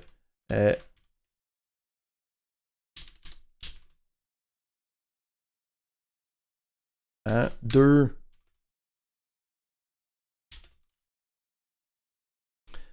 comparaisons. On sait que ça me donne des résultats logiques. Mais qu'est-ce qui est intéressant avec le AND puis le OR, c'est qu'avec le fait que les opérandes peuvent être seulement des valeurs logiques, vraies ou fausses, ça fait en sorte qu'on n'a pas tant d'options que ça, là. Puis on est capable de faire ce qu'on appelle une table de vérité avec toutes les différentes options possibles, puis les réponses à ces options-là. Fait qu'ici, on a un exemple où c'est que j'ai A et B. Hein? Donc, le principe, c'est que j'ai A et B. Là, ici, B, ça peut être n'importe quoi. Là, j'ai un exemple ici. Hein? Puis, pour A, ça peut être soit vrai ou faux. Puis, pour B, ça peut être même principe. Fait que les combinaisons possibles de A et B, c'est soit que les deux soient faux, soit que seulement B est vrai, soit que seulement A est vrai, ou soit que A et B soient vrais. Fait que là, pour toutes ces différentes combinaisons-là, qui sont toutes les combinaisons possibles, je peux aller regarder dans la table de vérité puis voir c'est quoi le résultat de A et B dans ces cas-là, avec les opérateurs logiques. Fait que A et B, le principe, c'est que ça le dit dans son nom, il faut que A et B soient vrais pour que le résultat soit vrai à son tour. Donc, si les deux sont faux, c'est faux. Si juste un des deux est vrai, c'est faux. Si l'autre est juste vrai, c'est faux. Seulement dans le cas où A et B sont vrais, est-ce que l'opérateur logique et me donne un résultat qui est vrai à son tour. Donc, si je regarde ici, si j'exécute ça, je peux voir ici que x est différent de 20. Fait que ça devient vrai. Mais est-ce que x est plus grand que 5? Ça ne marche pas. Donc ça, c'est faux. Fait que quand il y en a juste un des deux, ça me donne faux. Si je change ma valeur pour avoir quelque chose de différent, donc là ici, j'ai est-ce que x est plus grand que 5? Oui, c'est vrai. Et est-ce que x est différent de 20? Oui, c'est vrai aussi. Donc, on a les deux éléments qui font en sorte que ça me donne le résultat escompté. Donc, le « et » a besoin d'avoir deux conditions qui sont vraies pour que le résultat total soit vrai à son tour. On a un deuxième, qui est le « OR », qui me permet de faire un « ou » logique. Fait que si on regarde sa table de vérité, le principe, c'est que si les deux sont faux, ça me donne faux. Mais dès qu'il y en a au moins un des deux qui est vrai, le résultat va être vrai à son tour. Fait que dans ce cas-ci, on pourrait dire s'il est plus petit que 5,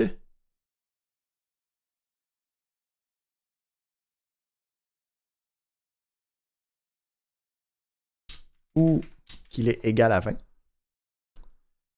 Fait que dans ce cas-là, il n'y en a aucun des deux qui est vrai. Mais si il y en a un des deux qui est vrai, même si l'autre n'est pas vrai, le résultat marche pareil. Même si c'est l'autre bord, ce n'est pas plus petit que 5, mais c'est égal à 20. Donc, c'est considéré comme vrai quand même. Donc, les opérateurs logiques me permettent de combiner différentes opérations ensemble pour être capable d'avoir un résultat logique de cette combinaison-là. Qu'est-ce qui est intéressant aussi, c'est que de lire à voix haute, habituellement, explique qu'est-ce qu'on veut avoir. Est-ce que x est plus petit que 5 ou est-ce que x est égal à 20? Puis, logiquement, on peut comme, comprendre qu'est-ce que ça demande comme condition.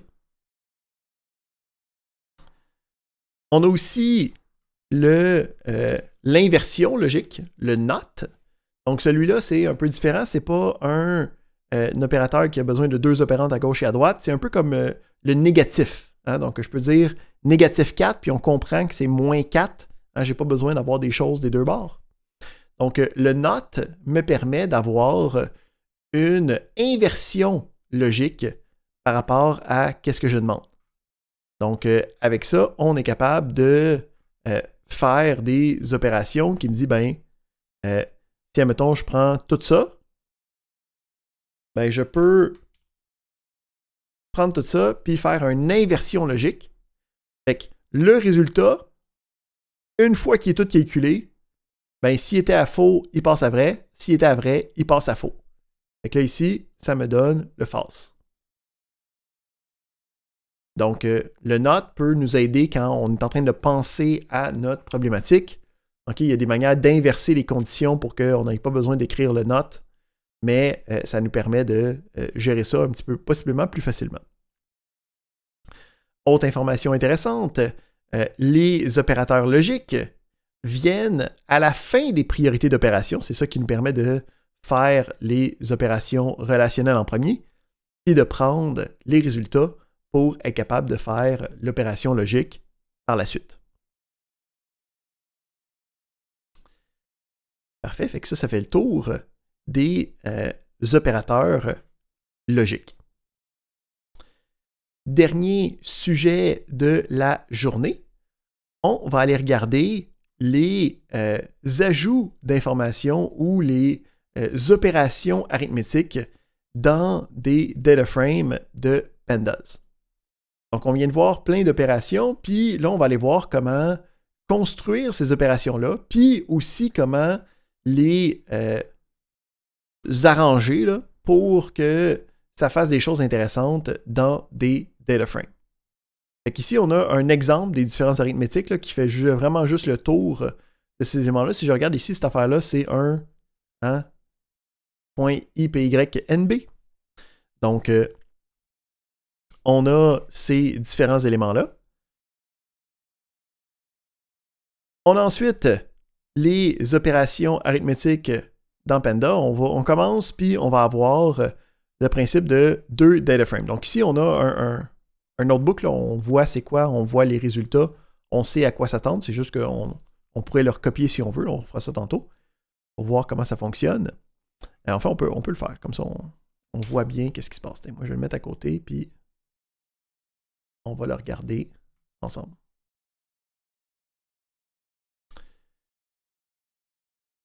Oui, il faudrait que j'importe.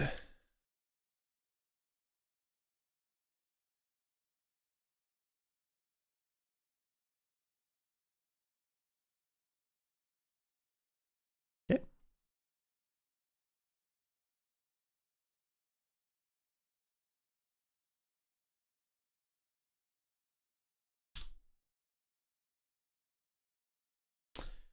Que je commence, puis j'ai 2 data frames. Donc là, ici, on les a juste créés de toutes pièces. C'est pas important de trop aller regarder, mais si on regarde ici, on a le NP, puis on a le range. Okay? Donc la fonction de tantôt existe aussi à l'intérieur de d'autres éléments. Ça me permet d'avoir des valeurs de 0 à 5. Puis, je peux voir ici 0, 1, 2, 3, 4, 5. Puis, je peux voir ici, j'ai un reshape là, qui fait en sorte qu'à la place d'être juste une liste, ça fait en sorte que c'est 2 lignes, 3 colonnes à l'intérieur. On peut voir ici que ça donne le nom des différentes colonnes, puis ça me donne des index qui sont Tim et Tom, à la place d'avoir des index numériques. Fait que j'ai 2 data frames. On peut voir ici que les 2 data frames ont des index communs, mais que le deuxième a un index de plus. Puis, on peut voir aussi qu'on a certaines colonnes qui sont communes entre les deux, mais certaines colonnes qui ne le sont pas. Fait que là, les questions, c'est qu'est-ce qui va arriver quand je vais essayer de faire différentes opérations avec ces data frames-là. Fait que, première chose, si j'essaie de faire des opérations arithmétiques, qu'est-ce qu'il va faire quand je fais des opérations arithmétiques? il va essayer de trouver les concordances entre les index et les colonnes. Fait que si je peux voir ici, admettons, j'ai le Tom avec la colonne A, ben, j'ai Tom avec la colonne A d'un bord, j'ai Tom avec la colonne A dans mon deuxième data frame. Fait que lui il est capable de trouver, OK, ben, les deux ont exactement cette position-là. Fait que je suis capable de prendre les deux ensemble, puis de les additionner, OK, les deux cases, puis de donner, ben, Tom à la colonne A, ça donne 9. Fait qu'on peut voir ici que pour Tim et Tom, pour les colonnes A et C, hein, qui sont les concordances, on a 4 valeurs qui sont en fait les additions de ces emplacements-là spécifiques. Hein. Donc, Tom C, ben, ça fait 5 plus 7. Fait que Tom à colonne C, ça me donne 5 plus 7, 12. Puis pour toutes les autres lignes ou colonnes qui n'ont pas de concordance, fait que mettons à la ligne Kate, il n'y a pas de concordance. Pour la colonne B, il n'y a pas de concordance. Pour la colonne D, il n'y a pas de concordance. Il les a rajoutés, mais puisqu'il n'a pas été capable de faire d'addition, il me donne la valeur NaN, qui est la représentation de not a number. Donc, quand j'essaie de faire une opération qui est impossible, ça me donne not a number.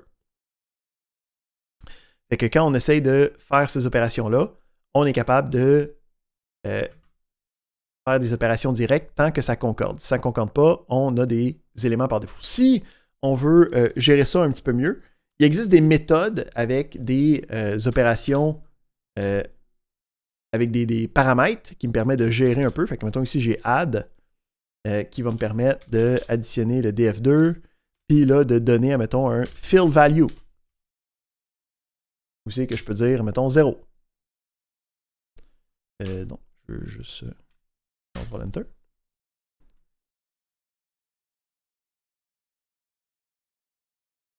Et t'es capable.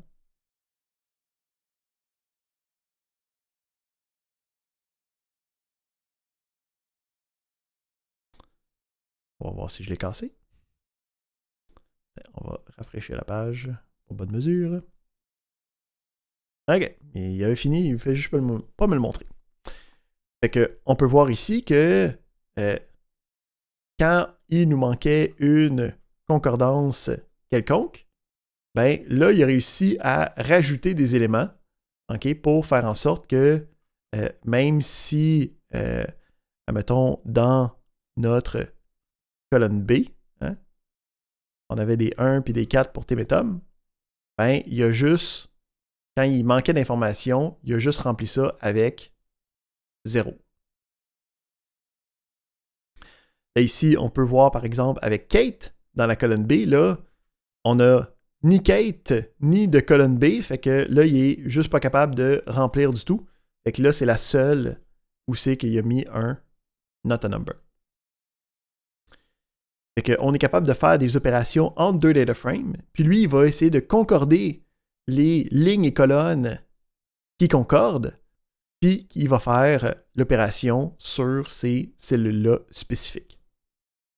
On peut aussi faire des opérations sur le data frame lui-même, donc des opérations arithmétiques sur le data frame. Ce que ça va me faire, c'est que ça va faire l'opération sur chacune des cases, chacune des cellules de manière individuelle.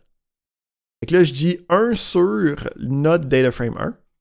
Fait que le principe, c'est que notre data frame 1, c'est lui, là. Fait que ça va être 1 sur 0, 1 sur 1, 1 sur 2, 1 sur 3, 1 sur 4, 1 sur 5. Fait que 1 sur 0, c'est l'infini positif. 1 sur 1, c'est 1. 1 sur 2, c'est 0.5, 0.3, 0.25, 0.2, et ainsi de suite. Donc, je suis capable de faire des opérations arithmétiques. Même principe ici, si, admettons, je fais x3. OK, ça prend chacune des valeurs, puis ça la multiplie. Là, qu'est-ce qui est intéressant, c'est qu'on peut commencer à sélectionner des éléments précis. Hein? Ça, c'est quelque chose qu'on a déjà vu. Fait que je peux dire des choses comme df1, je peux aller chercher, mettons, la colonne B. Hein? Ça me permet d'aller chercher juste une partie de mon data frame. Puis, je peux commencer à aller chercher des éléments de même taille pour être capable de les additionner ensemble. Donc ici, je vais faire un display de df1 juste pour le voir juste en haut. Puis là, je vais dire df1 avec la colonne B. Il dit df1.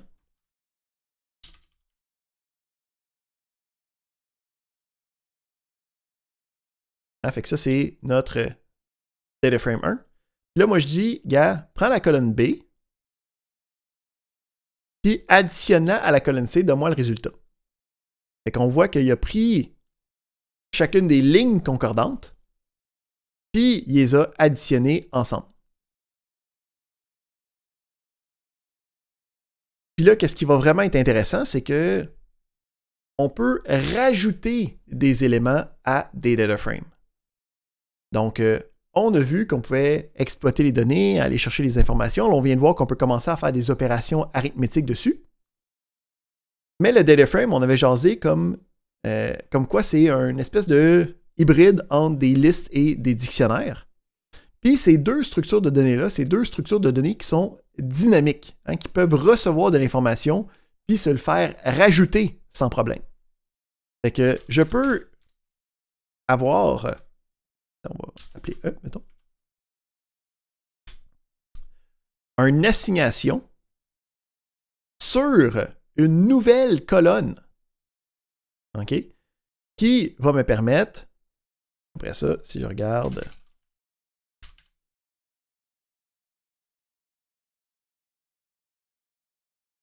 Donc, j'ai eu l'affichage avant mon opération. Là, je dis, prends la colonne B et C, puis assigne ça dans la colonne E. Donc, il va être comme, OK, ben pas de problème. Je rajoute une nouvelle colonne dans le data frame. Puis, l'opération que tu m'as demandé de faire, c'est les valeurs que je vais mettre à l'intérieur de ça. Puis, à partir de là, je peux même décider de juste aller chercher cette colonne-là encore, qui va juste aller me chercher ces valeurs-là précisément. Fait qu'on est capable d'aller chercher des informations qui sont dérivées des calculs, de venir les insérer dans mon data frame, puis d'aller rechercher ces informations-là pour mon besoin quelconque.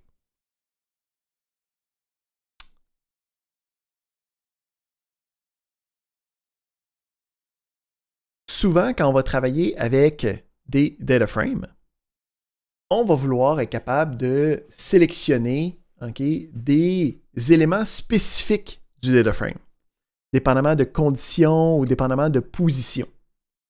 Donc, il existe deux fonctions qui me permettent de travailler avec des sélections de positions.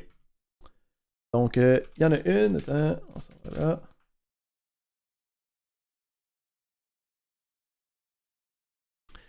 Il y en a une première qui est le iLock.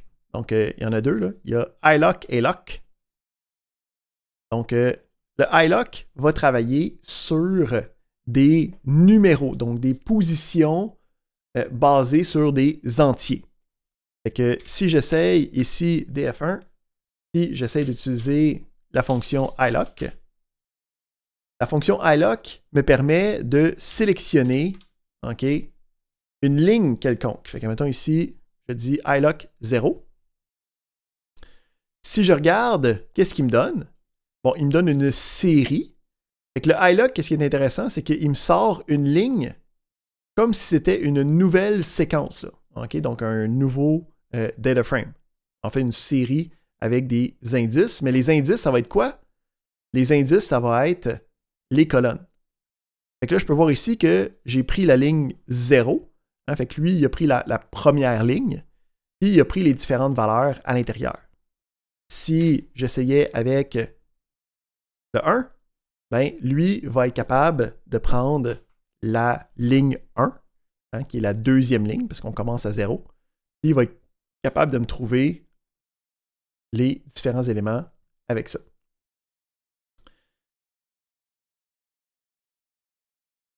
Ça c'est bon, ça c'est bon, ça c'est bon.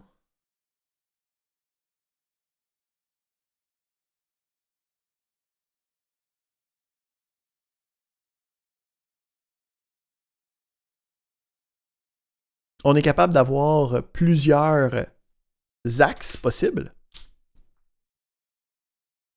Donc, si je dis la ligne 1, la colonne 2, ben lui, il va dire la ligne 1, hein, parce que c'est ligne 0, ligne 1. Puis la colonne 0, colonne 1, colonne 2, il est capable d'aller me chercher directement cette case-là. Puis là, le principe, c'est qu'on avait vu aussi le principe de découpage en utilisant les 2 points. Hein, fait que je pourrais dire va-t'en jusqu'à la fin, où c'est qu'on va, mettons, de 2 à 4. Fait que là, il va me sélectionner de la ligne 1 les lignes de 2 à 4.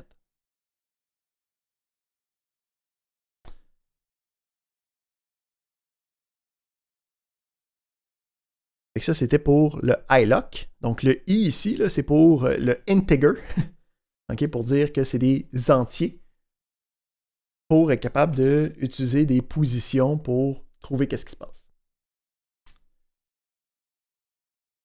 On a ensuite le lock. Donc, le lock, lui, c'est le même principe. C'est juste que lui va utiliser des symboles ou des labels pour être capable de trouver qu'est-ce qu'on a besoin. Fait que lui, je peux dire, je veux avoir la ligne de Tom. OK, puis là, ici, attends, je vais refaire un display de DF1 pour être capable de bien voir qu'est-ce qui se passe avec ça. Fait que je veux avoir la ligne de Tom. OK, puis on a l'élément. Là, vous allez me dire, OK, ben, c'est exactement comme si tu avais écrit juste ça, là. Mais la problématique, c'est qu'on ne peut pas sélectionner des lignes, là, habituellement. On peut sélectionner des colonnes. OK? Mais avec le lock, on peut commencer à sélectionner des lignes avec des symboles. Puis, dans le même principe, je vais pouvoir dire, ben, je veux avoir le C puis le E, mettons. Puis là, je peux voir ici, j'ai le C et le E de Tom comme résultat. Qu'est-ce qui est encore plus intéressant avec le lock, c'est d'être capable de prendre des valeurs booléennes pour être capable de décider qu'est-ce que je sélectionne ou pas. Fait ici, je vais refaire mon display DF1. Puis là, je vais dire df1.lock. Puis je vais dire, je veux, dans le DF1, ceux dont la colonne C est plus grande que 4.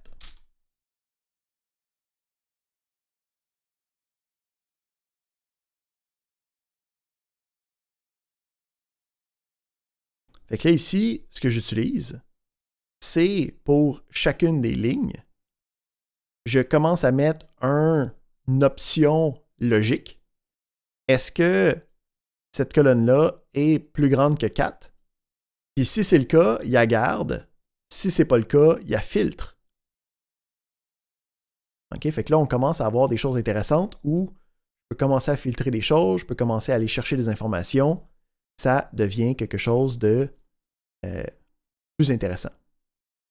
On va justement regarder un exemple ensemble pour être capable de comprendre qu'est-ce qu'on peut faire avec ce genre d'opération-là. Donc, on va terminer avec un petit exemple qui va nous prendre un petit data frame.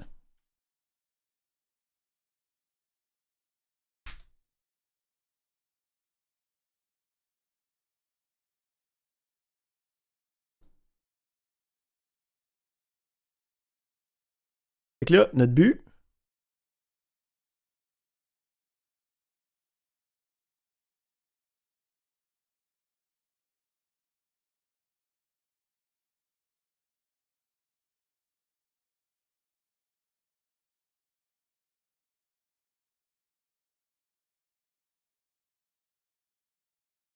c'est d'être capable de faire les choses suivantes. Donc, j'ai un data frame déjà préfait, okay, avec 2 colonnes, des noms de personnes, des âges, avec différents âges à l'intérieur. Puis là, je dis, je veux savoir si les personnes sont éligibles au tarif réduit ou pas. Pour être éligible au tarif réduit, il faut que ça soit plus petit que 18 ou plus grand que 60. Donc, moi, ce que je veux ultimement, c'est être capable de rajouter cette information-là dans mon data frame, puis d'être capable d'afficher la liste des noms des personnes qui sont éligibles au tarif réduit. Fait que moi, à la fin, ce que je veux, c'est une liste de noms. Fait que comment est-ce que je fais pour être capable d'arriver à ça? Ben, pour être capable d'arriver à ça, il va falloir que je détecte qui c'est qui est éligible au tarif réduit ou pas. Fait que là, je peux faire des choses comme aller chercher juste l'âge. Hein, ça, c'est des choses qu'on a vues. Je peux aller chercher juste les âges. Puis là, on a vu aujourd'hui les opérations de comparaison, hein, qui me dit, ben, si c'est plus grand que 18, si c'est plus petit que 18, c'est que tu es éligible. Fait que là, je peux voir ici que hein, ma première, Bob, avec 16 ans, il est éligible. Ou plus grand que 60, OK, je peux voir que Anne est éligible. Là, ici, on a une petite problématique avec les data frames, particulièrement, parce que si j'essaye de mettre un OR, hein, parce que ça serait, je veux que ce soit ça ou ça, avec les data frames, il n'est pas capable de gérer une liste de valeurs. Okay? Donc, le OR ne peut pas directement fonctionner là. Pour être capable de travailler avec les opérations logiques avec Pandas, on a des symboles différents qui doivent être utilisés. Donc, avec Pandas, on peut utiliser le tiret à la place. Puis là, à cause des priorités d'opération, parce que le tiret, ce n'est pas une opération normale, on va juste s'assurer qu'ils comprennent bien qu'est-ce qu'on lui demande en mettant les opérations ici entre parenthèses. Fait que là, ici, ça, c'est comme un OR. Fait que si je regarde qu'est-ce que ça me donne, ça va me dire, donne-moi une liste de ceux qui sont plus petits que 18 ou qui sont plus grands que 60. Et là, je peux voir effectivement, si je regarde mes résultats par rapport à mon data frame, je peux voir que le premier est true, le deuxième est true, puis le troisième est false. Fait que là, je peux prendre cette information-là, puis venir le raccrocher à mon data frame. Fait que là, je peux dire, ça, je veux que ça devienne une nouvelle colonne.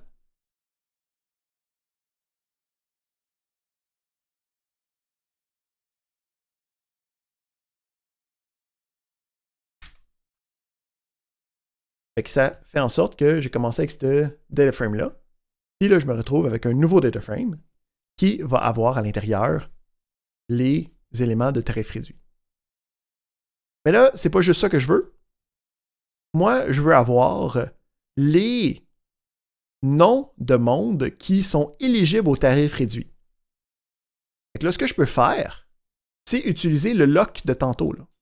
Okay, donc, je peux prendre mon DF, puis faire .lock, dire je veux que ce soit ceux dont la colonne tarif réduit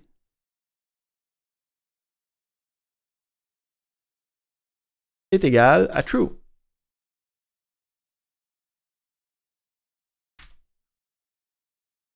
On peut voir ici que en utilisant le lock, j'y donne une condition. Puis là, j'ai dit donne-moi juste ceux qui sont à true. Puis là, de la même manière que tantôt, on avait les lignes puis les colonnes, là, je peux même avoir une deuxième virgule puis dire donne-moi juste la colonne non de ceux qui répondent à cette condition-là. Et là, ici, j'ai mon résultat qui est la liste de noms du monde qui répondent à du tarif réduit. Tout ça à partir d'une liste initiale avec juste les âges. Là, moi, j'ai utilisé mes règles d'affaires pour construire de l'information, la rajouter sur mon data frame, et être capable d'aller trouver les résultats à partir de cette nouvelle information-là que j'ai créée de toutes pièces. Donc là, on peut voir qu'on peut commencer à trouver, construire, diviner des affaires intéressantes par rapport à des informations déjà présentes, puis qu'on pourrait aller chercher, qu'on pourrait aller retrouver dans les data frames, dans des modifications possibles. Super. Fait que ça fait le tour des choses que je voulais voir avec vous aujourd'hui. Donc, on a vu le principe de structure de contrôle qui me permettait de contrôler le flux d'instructions.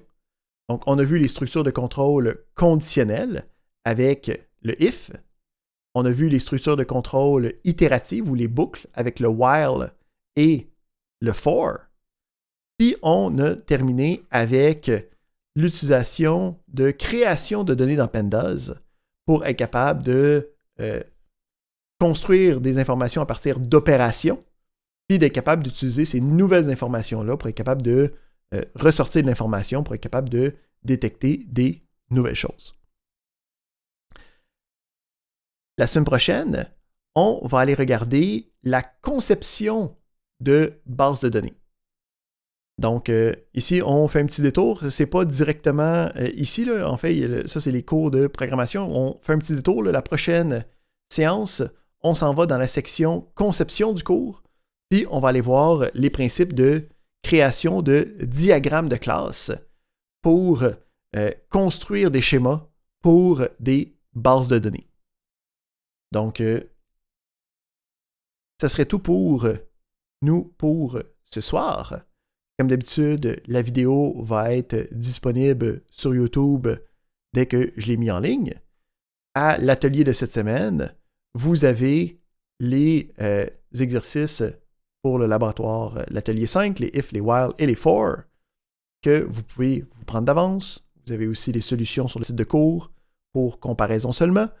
Et vous avez les ateliers de comodal du vendredi et à distance du samedi pour aller poser toutes vos questions là-dessus. Je vous souhaite une bonne soirée à tous et on se revoit la semaine prochaine. Merci. Bonne soirée.